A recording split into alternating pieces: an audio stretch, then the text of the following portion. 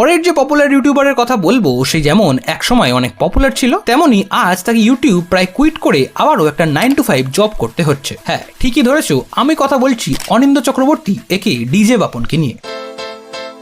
নমস্কার বন্ধুরা, সবাই ভালো আছেন তো? আমি ডিজে বাপন।